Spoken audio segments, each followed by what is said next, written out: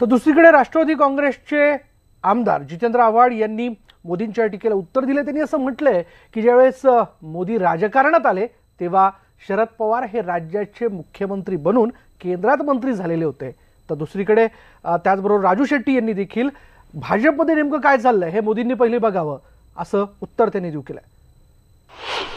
ते एका पंतप्रधानाला नो शोभणारं भाषण होतं। तुम्ही देशासाठी काय करणार, 5 वर्षात तुम्ही काय केलं ह्याच्यावर बोला ना।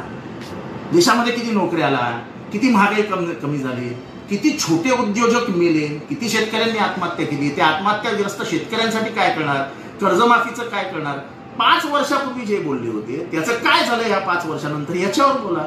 बोलायला तयार नाहीत। जुमलेबाजी आणि लोकांना गोलगोल गोलगोल फिरवणं याच्याशिवाय मोदी साहेब काहीच बोलत नाही। आणि पवार साहेबांच्या कुटुंबाबद्दल बोलताय, अरे माझ्यासारख्या लहान मागासवर्गीय माणसाला इथपर्यंत आणलं याच साहेबांनी। तुम्ही जेव्हा मुख्यमंत्री झालात त्याच्या आधी ते मुख्यमंत्री होऊन केंद्रात निघून गेले होते। 50 वर्ष या महाराष्ट्राच्या मनावरती राज्य केलंय।